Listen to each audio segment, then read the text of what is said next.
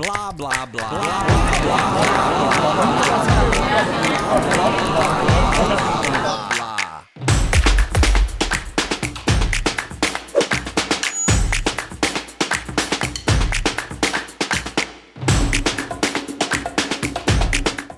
Hola a todos, bienvenidos a un nuevo episodio de su podcast El Apunte, Diálogos para Pensar.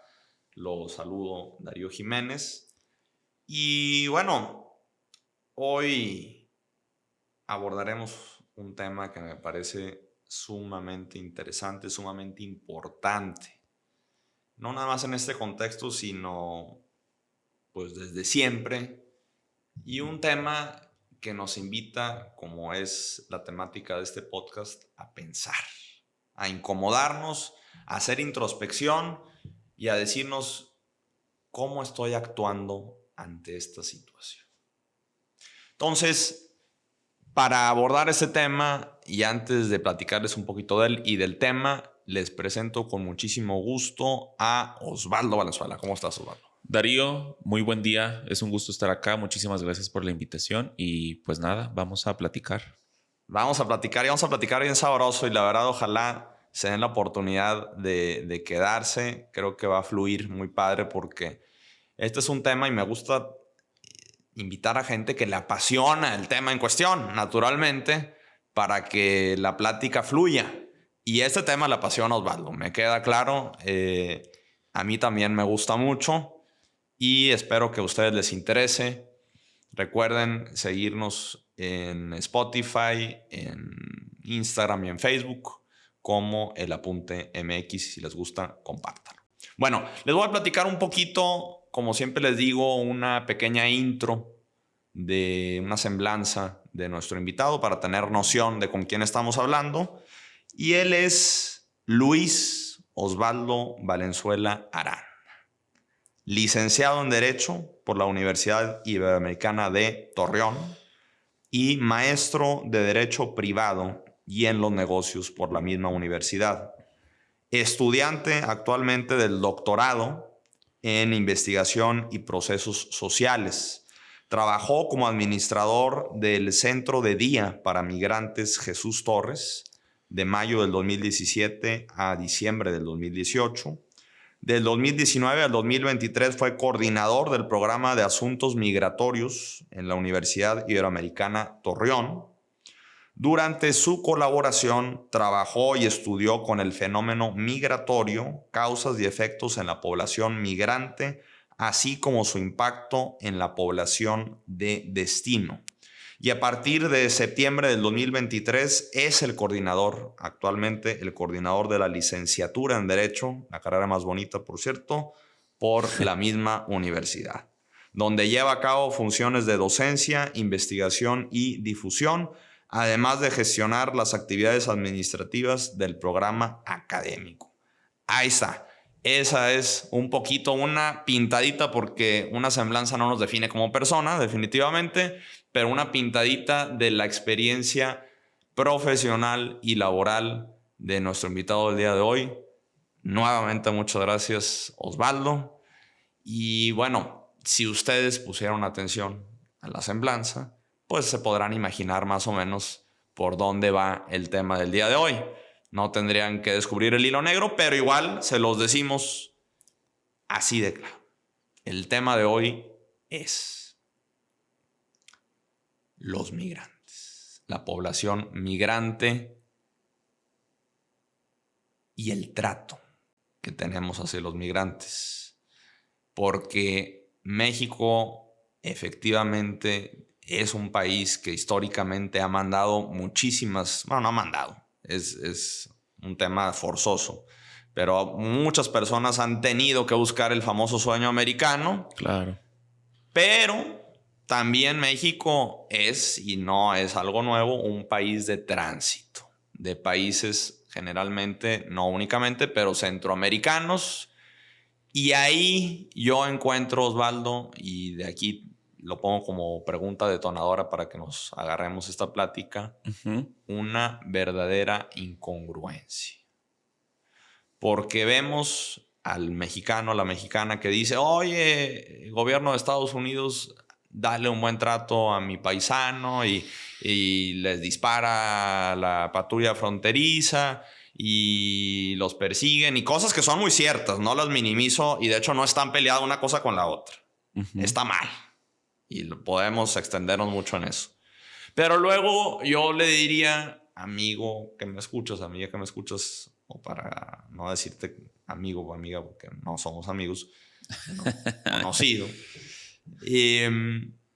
¿Cómo tratas tú al migrante centroamericano o al migrante en general, para no ponerle una nacionalidad? Claro. Porque está verdaderamente en la punta de tus narices, no está tan lejos. Y es muy común. Y ahí yo veo una incongruencia clarísima en el que pedimos, pero no damos. ¿Qué opinas de esto? Sí, creo que es un tema muy complejo, el tema de luego cómo tratamos a las personas migrantes o al extranjero, a la persona que de alguna manera es extraña, ¿no? Y yo quiero ilustrar esto desde un tema histórico, porque no es algo nuevo. O sea, vaya, volviendo al punto de nuestros compatriotas y del paisano que está en los Estados Unidos, que pues es un fenómeno de los años, que bueno, viene desde la Segunda Guerra Mundial, pero que se fortalece en los años 70, en los años 80, en los años 90, sobre todo, ¿no? ¿Quién no tiene un tío o tía, familiar, abuelo, abuela que vivió y migró a los Estados Unidos? Pues prácticamente todos nosotros, ¿no? Y sí resulta, a ver, en las noticias, ¿no? Y en los informativos, cuando pasan la cuestión del ICE o históricamente de cómo han maltratado y menospreciado a nuestros compatriotas, se nos hace hasta un nudo en la garganta si lo queremos ver de esa manera.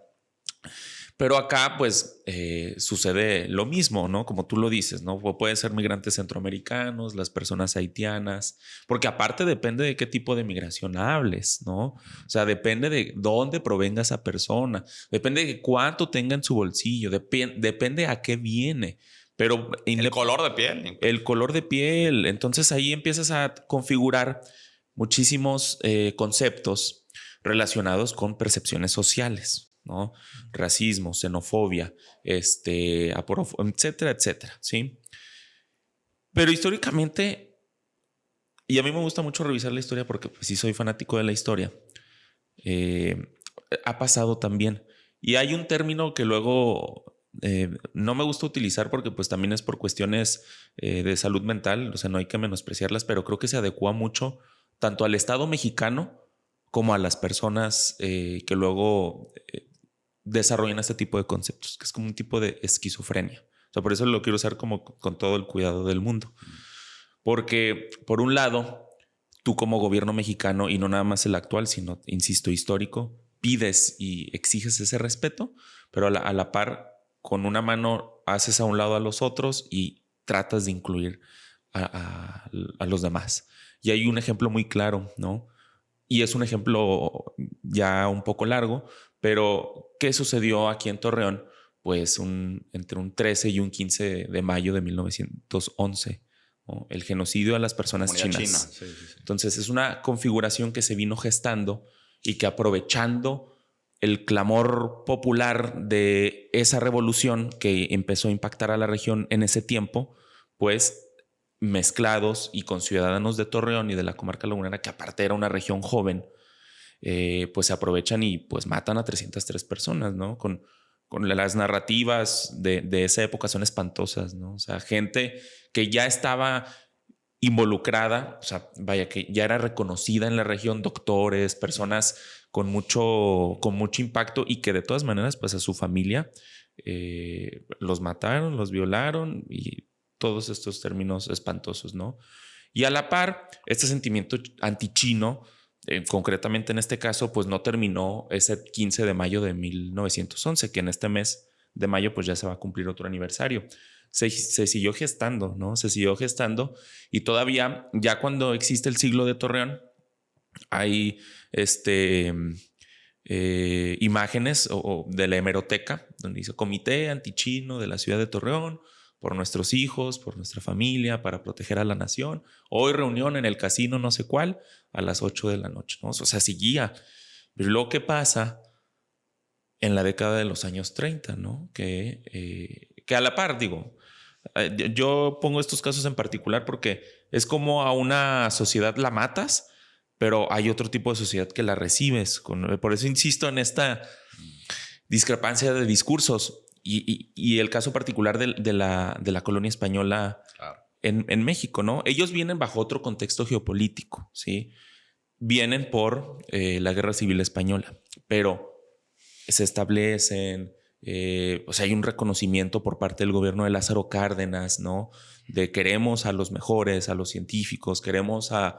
y aparte que eran partidarios ideológicos, ¿no? De la gente republicana, pero lograron establecerse. Entonces, ahí va mi pregunta, ¿por qué a unos sí y a otros no? Porque el filtro, además, ¿no? Que quiero los mejores, no quiero a todos. Quiero a los mejores. Sí, sí, sí. Y sobre todo si son republicanos también. Sí, por supuesto. ¿No? Pero Bajo sí, esta idea. Sí, sí, sí. Realmente la historia, como dices, la historia se repite, no es cíclica. La historia te enseña muchas cosas. No es discutible si se repite o no, pero no puedes desestimarla, definitivamente. Debes de conocerla. Porque con la historia te explicas muchas cosas. Claro. Y entiendes muchas cosas. Claro. Y desde ahí, creo que lo dices muy claro, pues ya vemos una contradicción brutal en, como lo decías, comunidad china, no, españoles, no, los españoles sí, pero algunos españoles, ¿verdad? Depende cuáles españoles. Y entonces acá vemos, no sé, y fíjate, yo te hago una pregunta provocadora que casi no me gusta. Recibimos el norte del país, especialmente el norte de México, ya a los migrantes que están ya en su último recorrido, ¿no? En su último momento de la travesía para todavía no llegar. Les queda muchísimo y queda mucha incertidumbre, mucha incógnita, mucho miedo, naturalmente. Claro. Pero recibimos de muchas nacionalidades. Tú me dirás ahorita, tú traes más claro de qué nacionalidades en Coahuila son las que se identifican más históricamente. Pero hay un trato, esta es la pregunta, ¿hay un trato diferenciado a migrantes de ciertas nacionalidades que a otras? Sí, eso es muy claro y vuelvo a ese punto tanto histórico como actual, o sea, sí hay una diferencia. Y luego, ya en el tramo personal, yo diría que ese es mi problema con la situación en general, entre otras cosas, ¿no? Porque es un tema muy complejo, es un tema que tiene muchísimas aristas, gobiernos, poblaciones, etcétera. Pero insisto en la pregunta, ¿por qué a unos sí y a otros no? ¿No? Hay un trato diferenciado actualmente, si ya queremos volver acá al 2026. Eso sí, hay que aclarar, la población que está transitando por México y sobre todo por la comarca lagunera, pues ha disminuido desde el 20 de enero del 2024, tal cual, del 2025, perdón. Del 2025, que es cuando toma posesión Donald Trump. El segundo mandato de Trump. Sí, las elecciones fueron en noviembre del 24 y bueno, viene con toda la fuerza, ya lo hemos visto, o sea, no nada más en la cuestión migratoria, sino pues con la cuestión geopolítica, ¿no? Irán, todo lo que está sucediendo actualmente. Pero, digo, tampoco es echar a favor a unos gobiernos a otros. Todos los gobiernos estadounidenses han estado bajo la misma línea de deportar personas. Pero ahora, pues el discurso que platicábamos antes de entrar, pues es el discurso del miedo, ¿no? Entonces, de hablar de 100, 200 personas al día que pasaban por el centro de día, que administra ahí el equipo de Concepción Martínez y sus demás colaboradores, pues de pasar a 10, a 20, algo que ya hace mucho que no se veía. O sea, los flujos en el centro eran demasiados, ¿no? Y eso hizo que también el propio centro creciera, ¿no?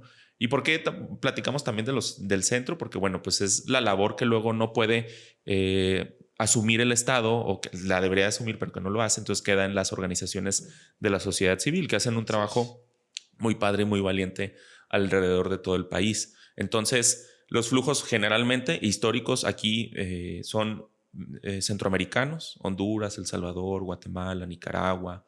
Luego, cuando pasa la pandemia, pues la cuestión de la población haitiana, que hasta pues sucede este hecho muy notorio en septiembre del 2021, que se quedan en Ciudad Acuña. Entonces, los registros hay tanto notas periodísticas como de las organizaciones. Se habla de que empiezan en una plaza 500 personas y luego la otra semana 1,000 y luego 5,000 hasta que fueron 25,000 aproximadamente, ¿no? Haz de cuenta que el TCM en una plaza pública que pues son poquitas cuadras, ¿no? Entonces, pues hay una cuestión sanitaria, alimenticia, etcétera. Sí. Entonces, esas son los que predominan. Luego también vino la ola venezolana, ¿no? Una ola venezolana que también es muy reciente. Pero aclarando esto de quiénes son las personas, vuelvo a esto de qué es lo que a mí me molesta, ¿no? Porque creo que como sociedad, y esa es una crítica muy particular a la sociedad lagunera, nos decimos nosotros como que somos muy apapachadores, ¿no? Como que históricamente somos una tierra que recibe al de fuera con los brazos abiertos, ¿no?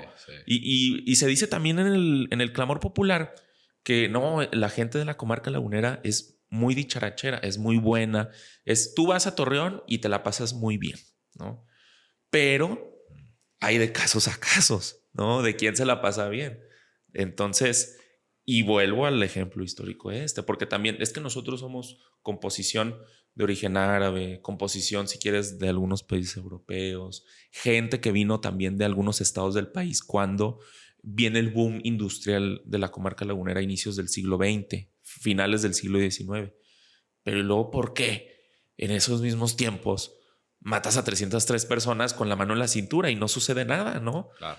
Las disculpas públicas vinieron hasta el sexenio de López Obrador, cuando sí hubo notas diplomáticas del gobierno chino. Es una locura. Entonces, ese es mi principal problema. ¿Por qué a unos sí y a otros no? Esa es la pregunta. No, y salimos, tienes toda la razón, yo coincido.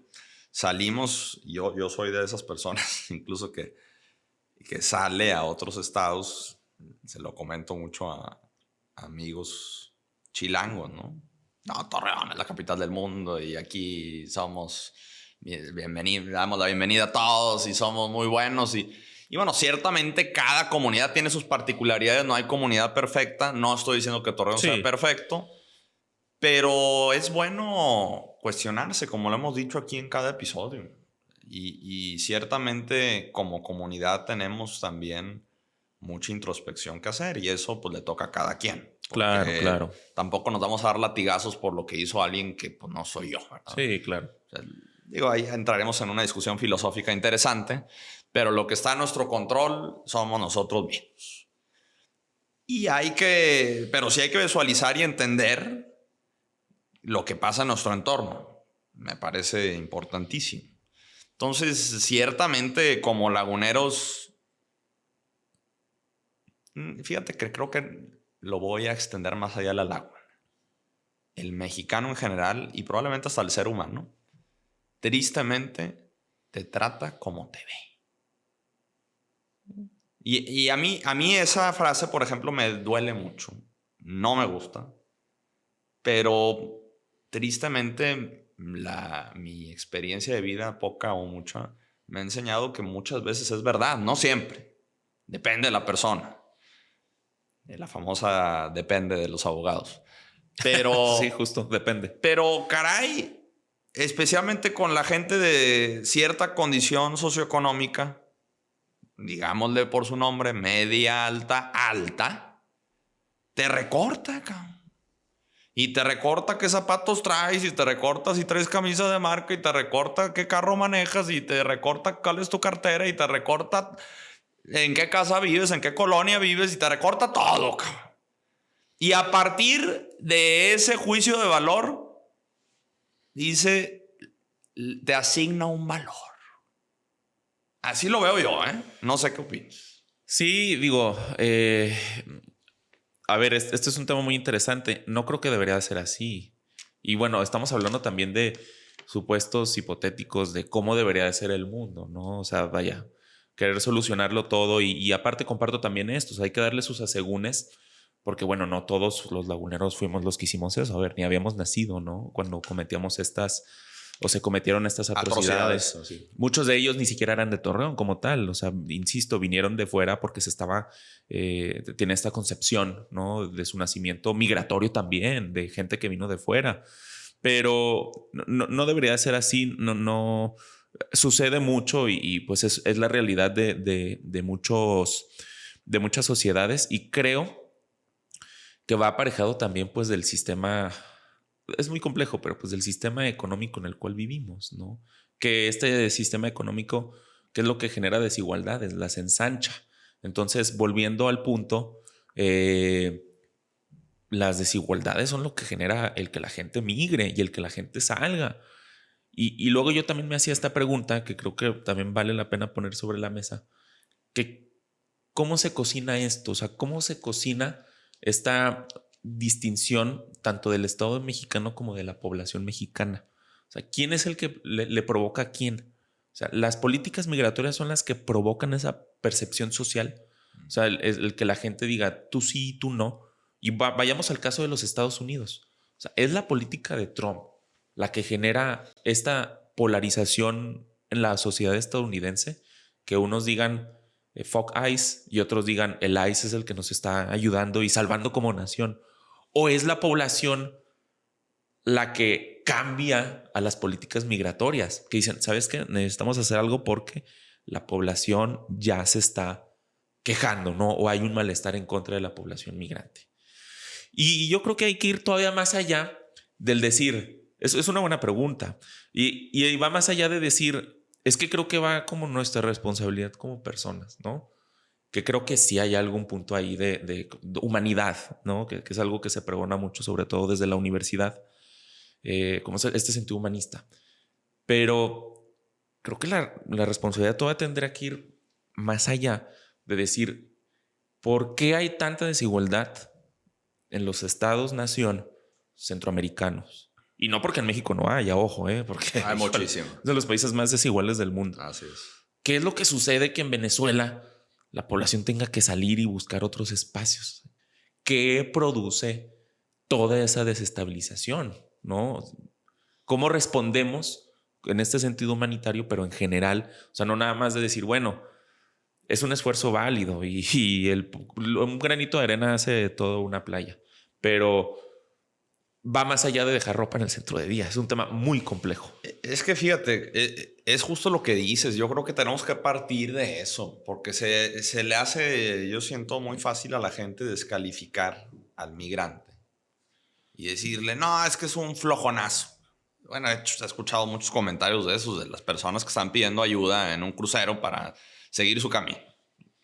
No, qué flojo, que se ponga a trabajar. O no, es que seguro lo criminalizan, ¿no? Seguro es un ratero, güey. Y no le voy a dar para subsidiarle sus fechorías, para financiar sus fechorías. Y no entendemos, como dices, el detrás. Claro, cada persona es un mundo, es una historia. Cada quien carga su cruz. Pero ¿por qué la gente migra? Esa es la pregunta.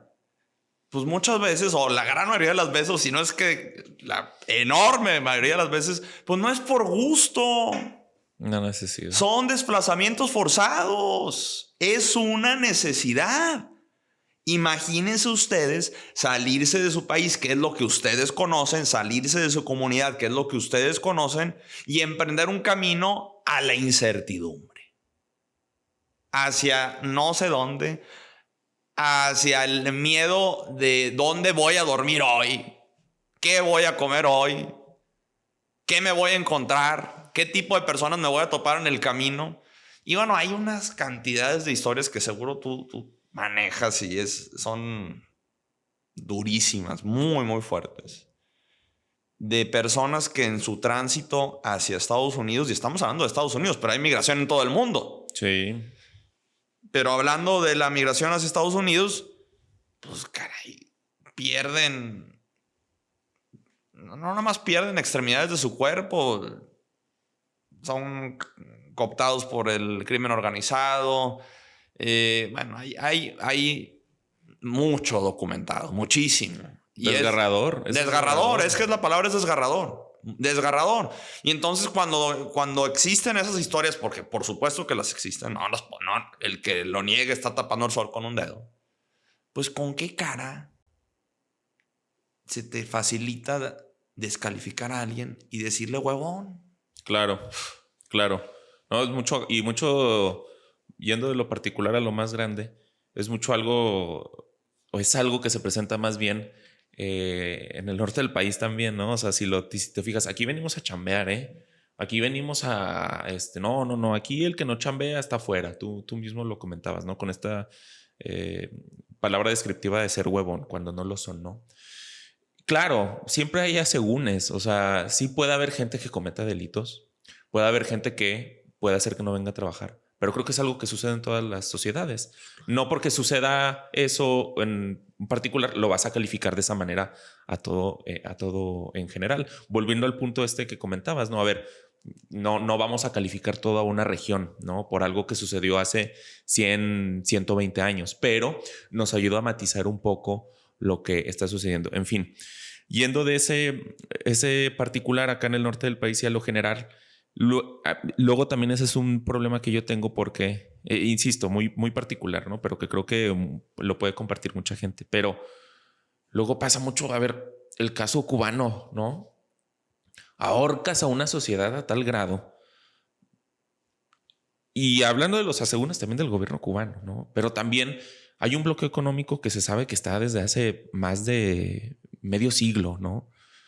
Lo ahorcas. Es que, mira, quienes están llegando aquí en Florida son muchísimos. No, hay que hacer algo. Sorprendidos. A ver, ¿dónde está este concepto de a finales de la Segunda Guerra Mundial de un mundo cooperativo, un mundo en el que no queremos que vuelva a suceder lo que sucedió en esos años oscuros? No, hay que ahorcarlo a tal grado hasta que, y bueno, las declaraciones de ayer, ¿no? Vamos a entrar para derrocar al gobierno cubano en no sé cuántas semanas, ¿no? Una cuestión, ahora ya se acabó lo de Irán, sigue lo de Cuba. Entonces, ¿por qué está migrando la población cubana, ¿no? O por qué migró en su momento y era lo de la política de pies mojados, si no mal recuerdo. Y bueno, eso por parte del gobierno estadounidense y de toda la cuestión de la región. Y luego también ves a los cubanos establecidos en Florida, ¿no? Por poner un ejemplo, trumpistas, ¿no? Cubanos por Trump, latinos por Trump. Luego también viene esta incongruencia general de que, bueno, si tú en tu momento llegaste así, ¿por qué ahora la concepción es todo lo contrario? ¿Cuál es tu hipótesis, ¿no? de eso? Sí, ciertamente eso es muy común, ¿no? Uh-huh. Y no nada más en el fenómeno migrante, que bueno, hoy estamos hablando de eso, pero ¿por qué las personas que sí logran salir de su país, llegar a donde quieren llegar, le bloquean el paso a las personas que quieren ese mismo camino? Fíjate que esa es una pregunta muy interesante y hace poco lo platicábamos con las teorías sociales del doctorado, ¿no? Que luego también te ayuda a entender muchos matices. Lo que creo yo, o lo que pudiera hacer, es llegas a una tierra o a un espacio como los Estados Unidos, en el cual pues tú llegas con tu concepción, si lo quieres ver en general latina, ¿no? Porque pues latinos hay muchos, y hay latinos mexicanos, latinos cubanos, etc. Pero es tan fuerte la sociedad estadounidense, o sea, como todo lo que va detrás, que te absorbe, o sea, te hace parte te cambia un poco, si lo quieres ver así, el chip de lo que traías anteriormente, ¿no? Como hermanos latinos, nosotros nos ayudamos, siempre estamos ahí, pero te cambia el chip que te vuelves y te sumas a esa sociedad, a ese complejo, ¿no? Y como un sentido de pertenencia. ¿Okay? Hasta como un sentido de pertenencia. Y luego, equivocadamente, en el 2016, cuando gana Trump, la gente decía, o sea, los analistas, es que el voto latino es bien importante. Y el voto latino es el que va a hacer que Trump no gane. Los latinos van a ir por Hillary, vas a ver. Sorpresa, ¿no? Los latinos, en su mayoría, votaron a Trump.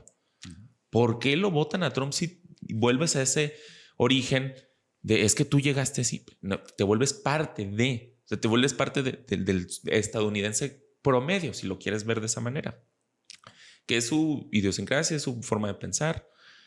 Y ahora en 2024 también. Yo recuerdo mucho que esa noche de la elección, porque también el tema de las elecciones de estadounidenses pues es muy interesante, ¿no?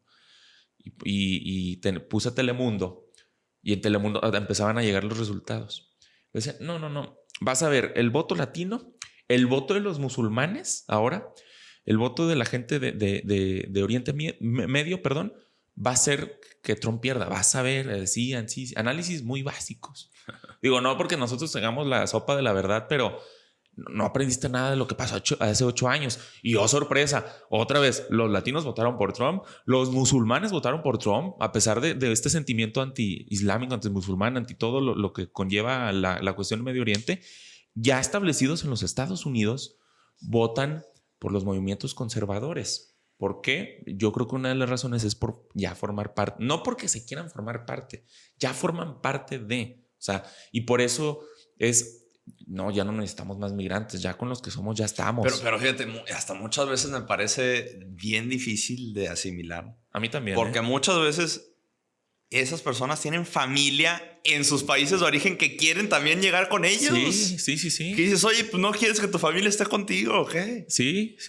Puede ser eso también, de que no, ya somos muchos, pero de todas maneras suman agua a su molino de, ay, bueno, nomás que lleguen los que faltan y ya estamos completos, ¿no? Casi. De ponerle palabras muy coloquiales. El tema es más complejo. O sea, el tema es súper complejo porque realmente le puedes sacar mucho tipo de explicaciones. Puedes decir, oye, es que ellos llegaron y el círculo en el que se manejan y a lo mejor está bien visto y para que te aceptemos ya como la comunidad americana como tal, norteamericana, pues entonces ponte en esta posición de ya no más. Tú sí, a ti sí te acepto, ya llegaste, pero los demás no, ya. Puede ser, realmente le puedes buscar muchas patas al gato, ¿ah? Pero sí me parece muy fuerte, porque además con Trump, por ejemplo, que no tiene pelos en la lengua para bien o para mal, es muy notorio, muy notorio el sentimiento de odio a estas comunidades. Lo dicen sus declaraciones, ni siquiera creo que no estoy ni editorializando la opinión. No. Decían, no recuerdo quién entrevistaban, pero no sé si era el secretario de Estado o al vicepresidente.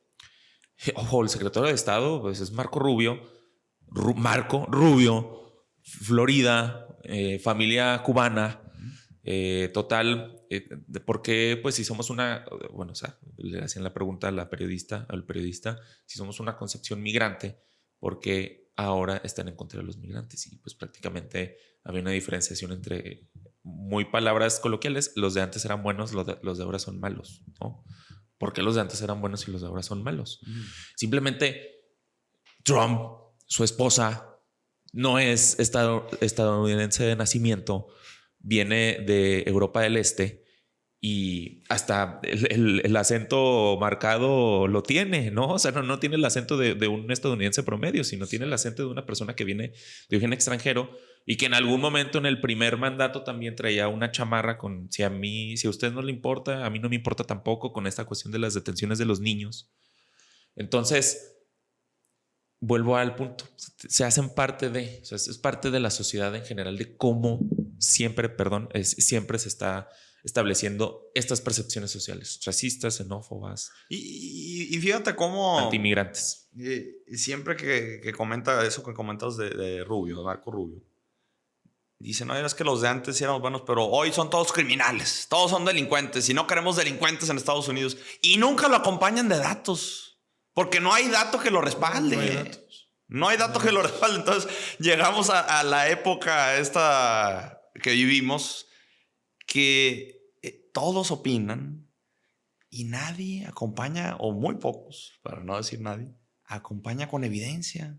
Y parece que si repites una mentira muchas veces se vuelve verdad, ¿verdad? Como decía la famosa frase de Goebbels, ¿no? Exacto. Es como, sí, el tema de los discursos y hoy en día todavía discursos de odio, discursos que si los gritas más fuerte se van a hacer oír, discursos que alcanzan a una mayoría y que es muy peligroso. Y estos discursos matan. Ahora, yo creo que no nada más en el tema de migrantes, o sea, en los temas en general, y los que más pierden, los que no pueden defenderse, las personas que no pueden, si hasta lo quieres ver en el tema de los abogados, el que no se puede pagar una buena defensa, etcétera, etcétera, son los que menos tienen. O sea, vas con el que menos se puede defender, ¿no? Sí. El problema es que eso ya te está generando mayor malestar social, mayor discriminación, gente que lleva años en los Estados Unidos y que son personas estadounidenses, pero que por el complejo decir es que tú no eres estadounidense, o sea, tú eres de fuera, tú eres latino, tú tienes otra concepción, tú no eres de acá. Y gente que ya es parte de la sociedad de todas maneras, la saca, ¿no? Por eso también hemos visto mucho latino por trauma ahora, que pues ha sido deportado, ¿no? Palabras más, palabras menos. Pero insisto, pues es un tema complejo, un tema que da para mucho todavía y que si lo comparamos con la historia nos puede dar ahí ciertas hebras y ciertas cosas de decir, ah, caray, esto sí, esto no, se parece mucho,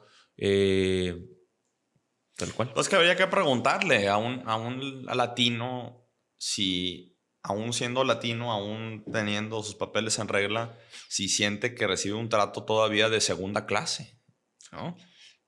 ¿Te sientes un norteamericano más o sientes que la gente dice, no, tú nunca vas a ser un norteamericano más, tú siempre vas a ser del segundo escalón?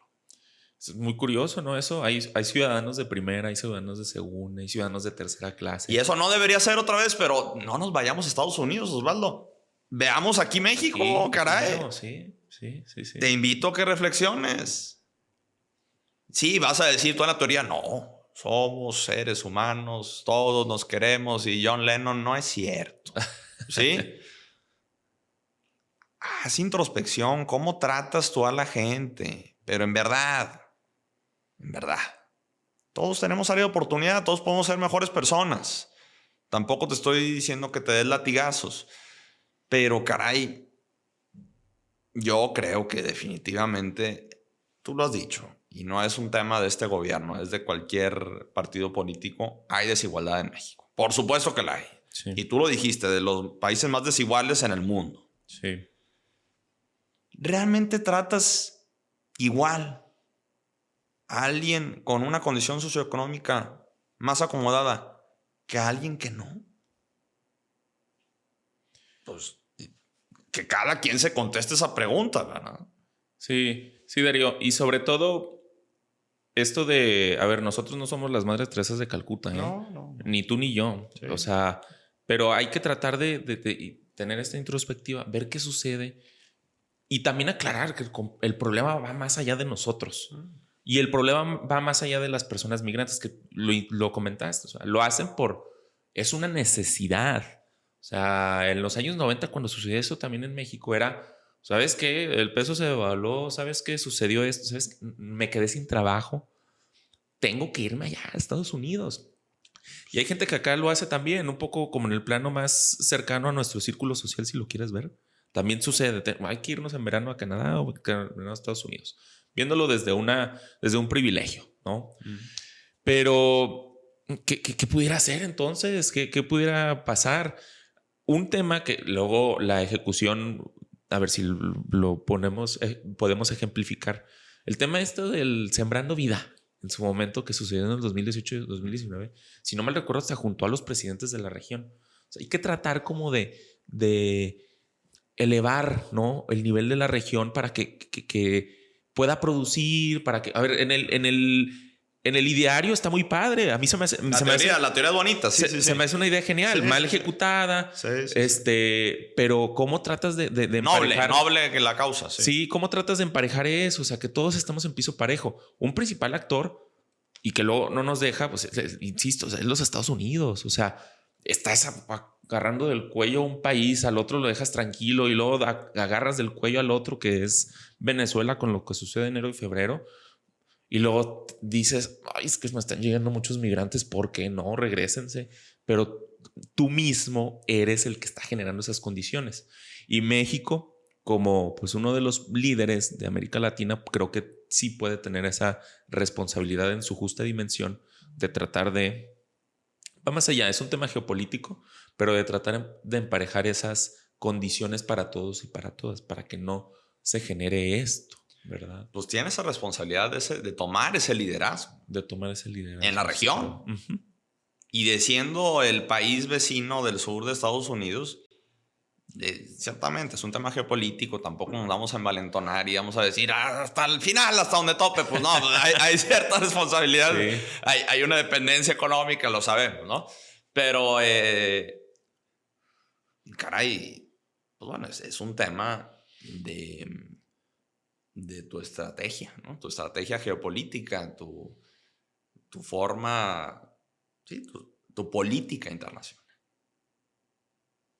Que es muy interesante y podemos quedarnos ahí mucho tiempo, ¿no? Y de hecho, la política internacional de México es súper interesante de analizar a través de la historia. Vuelvo a la palabra, es muy interesante, pero tiene esa esquizofrenia, sobre todo el Estado mexicano. Por supuesto. Sobre todo el Estado mexicano. Esto de la doctrina Estrada, esto de somos... Se puede resumir en somos farol de la calle, oscuridad de la casa.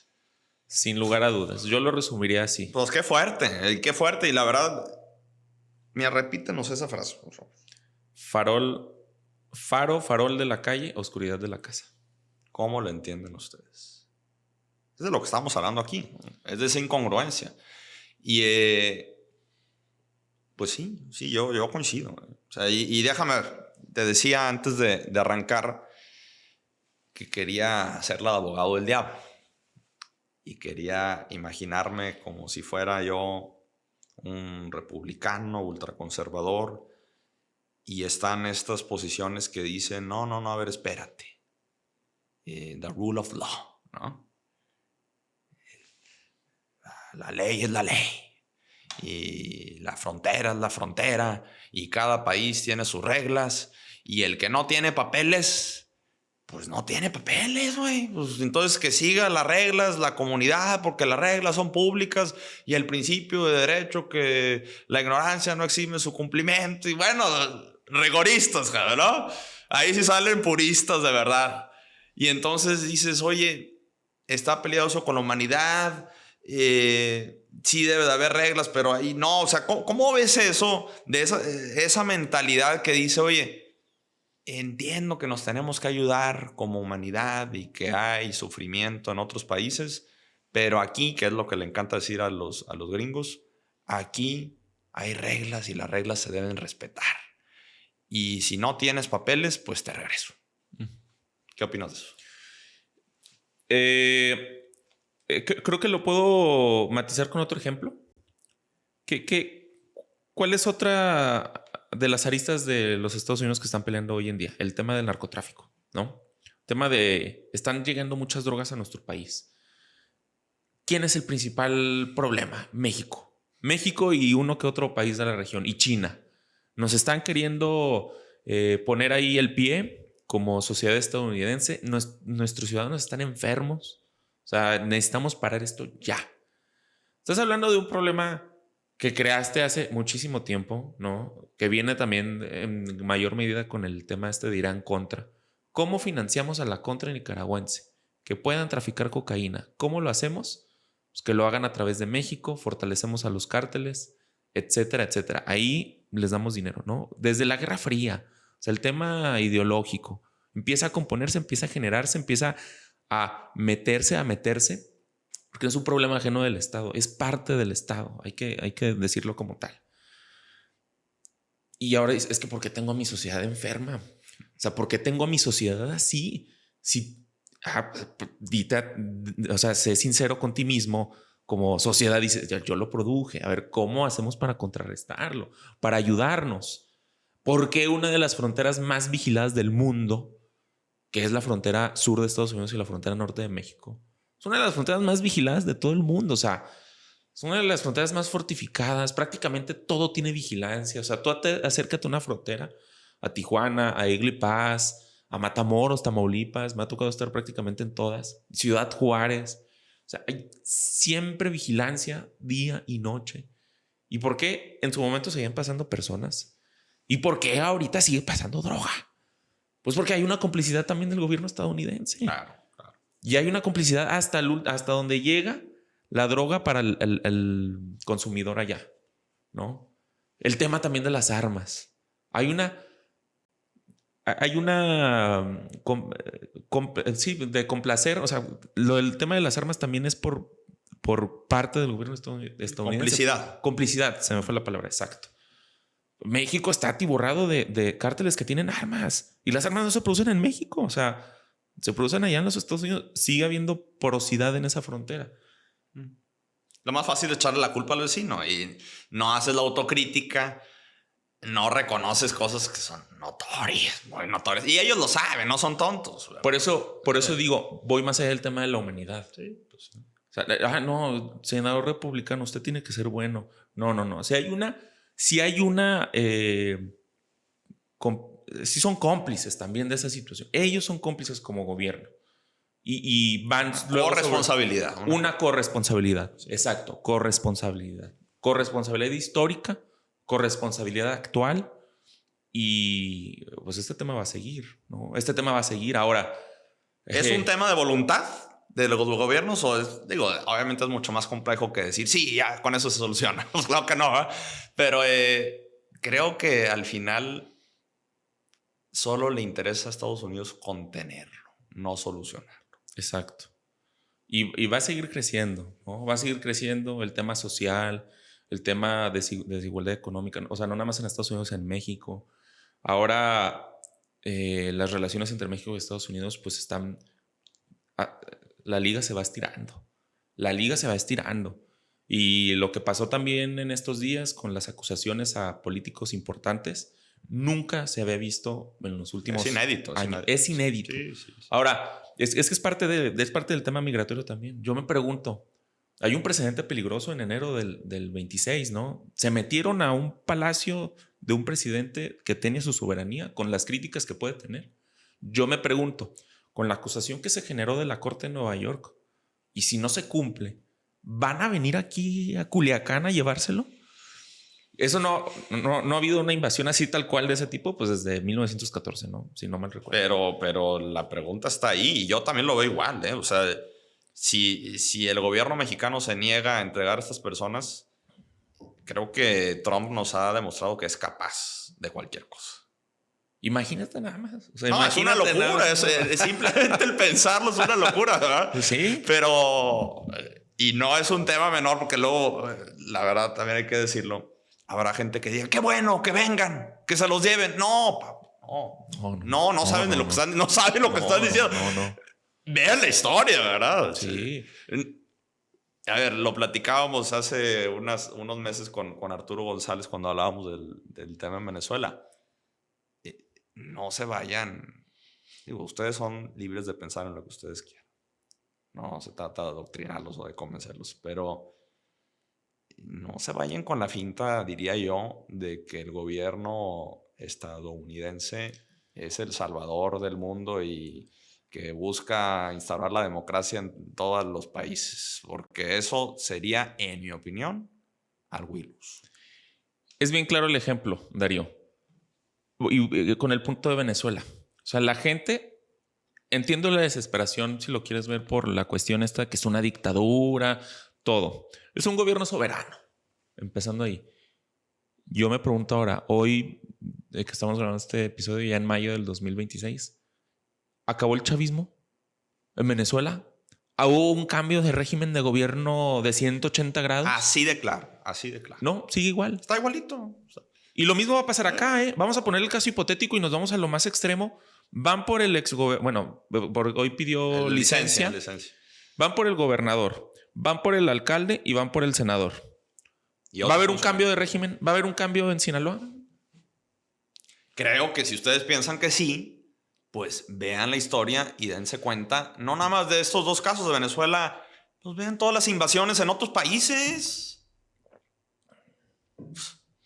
¿Y si en Irak? Y si nos vamos al extremo otra vez, va a haber desestabilización, va a haber migración otra vez. Claro. Sí, ahí está el tema, volviendo al tema migratorio. Así es. Así está. No son casualidades. Yo creo que es una buena forma de ir cerrando, ¿no? Sí. No son casualidades. No es que no amanece una persona y dice, ay, ya no me gustó mi país, qué aburrido, me voy a ir. Oye, mi amor, agarra tus chivas. Dile a nuestros hijos que se despidan de sus amigos. ¡Vámonos! Vámonos, sí. Pues no, pues claro que no. Imagínense lo que implica. O sea, yo la verdad no me lo puedo llegar a imaginar porque gracias a Dios o a quien ustedes quieran, no lo he tenido que vivir. Pero qué difícil debe ser dejar toda tu vida, todos tus amigos, toda tu familia en pos de algo, pues de otra cosa que no sabes qué va a ser, que te puede salir peor, pero que necesitas, y otra vez subrayemos esa palabra, necesitas hacerlo, necesitas buscar otra cosa. Y eso es lo que deberíamos, creo yo, Osvaldo, animarnos a pensar como sociedad. ¿Por qué la gente necesita eso? Y entonces, ¿por qué me doy yo la libertad de manera indiscriminada de descalificarlos sin entender que detrás hay muchas cosas? Sí, concuerdo con eso. Creo que ya cuando tienes ya más el mapa más grande, lo que hay detrás, lo que implica todo esto, te cambia la perspectiva, ¿no? Te cambia como el decir, híjole, la situación está muy difícil. A todos estos conceptos, adjetivos negativos que no hacen más que perjudicar a los que menos culpa tienen. A los que menos culpa tienen, a los que son víctimas de un sistema De las circunstancias. y de las circunstancias actuales. Y pues nada, nos toca hacer menos difícil el camino a las personas que lo hacen por una necesidad como tal y que, como observamos, me se hace muy interesante, pero es un tema muy complejo, ¿no? Y es un tema que hemos arrastrado, insisto, o sea, desde la Segunda Guerra Mundial, desde la Guerra Fría y desde, no sé cómo le vamos a llamar a esta década del 2020, o sea, porque tanto pandemias como guerras como invasiones no se habían tenido desde hace mucho tiempo. Entonces, eso implica un cambio. Pues ahí está. Ahí está. La verdad se nos fue volando este episodio. Antes de concluir y de compartirles la frase que me gusta comentarles para cerrar y de agradecer a Osvaldo, te hago una última pregunta. ¿Qué consejo le darías a la gente, cualquier tipo de persona, cualquier mexicano, cualquier mexicana, que se tope un migrante de cualquier nacionalidad, de cualquier edad, el día de hoy, el día de mañana, cualquier día? Que obviamente el trato debe ser humano y pues todos debemos estarnos bien, ¿no?, en el deber ser. Pero ¿qué debería pasar por su mente para no andarlos descalificando como suele suceder? ¿Qué consejo le darías? Porque hay muchos, ya no llegamos a platicar de eso, de todos los esfuerzos que se hacen, que es súper interesante, los tenemos que platicar en otra ocasión, de esas organizaciones de sociedad civil que ayudan, y ayudan mucho a la comunidad migrante, a las personas migrantes.